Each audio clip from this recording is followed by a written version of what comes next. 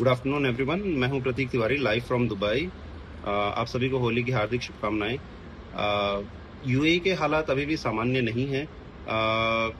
कल शाम में ही यूएस कॉन्सुलेट पे एक ड्रोन से अटैक हुआ है, जो कि पार्किंग लॉट में फटा, तो जान का तो नुकसान किसी को नहीं हुआ है, बट एक ड्रोन का वहां तक पहुंचना भी एक बहुत गंभीर मामला है। इसके साथ बहुत सारे booms and bangs we could hear throughout the day yesterday. So things are not normal. एक अनवेरिफाइड रिपोर्ट जो ईरानी एजेंसी से आ रही है, उसमें कह रहे हैं कि थार्ड सिस्टम जो दुनिया का सबसे स्ट्रॉन्ग डिफेंस सिस्टम है, उस पर भी यूएई में डैमेज हुआ है। यूएई को जो थार्ड सिस्टम यूएस ने प्रोवाइड किया है, it is a defence system similar to what India has called S-400। THAAD दुनिया का सबसे स्ट्रॉन्ग डिफेंस सिस्टम है, उस पर अगर डैमेज की रिपोर्ट पुख्ता होती है तो ये एक बहुत बड़ा सेटबैक होगा यूएई के लिए। अभी हम वो वेरीफाई नहीं कर सकते क्योंकि ये खाली ईरानी एजेंसी से आ रहा है।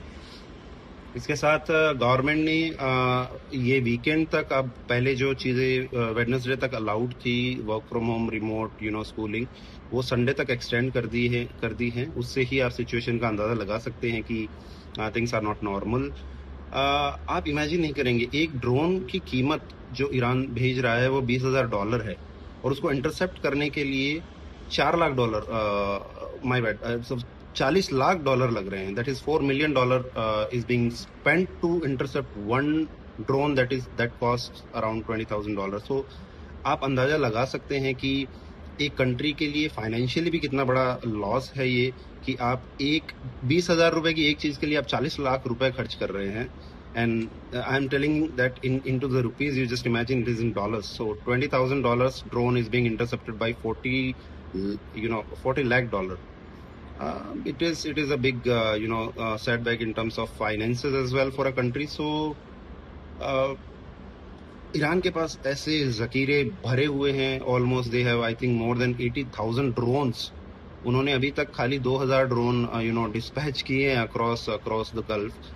तो आप अंदाजा लगा सकते हैं कि वो अपनी इन्वेंट्री में क्या लिए बैठा है और कितने वक्त के लिए वो तैयार है ये युद्ध करने के लिए।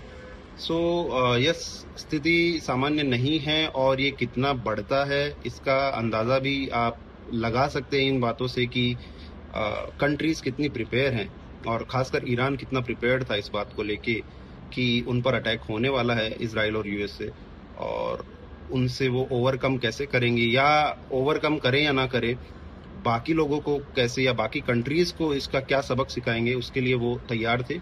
सो we are just keeping again our finger crossed.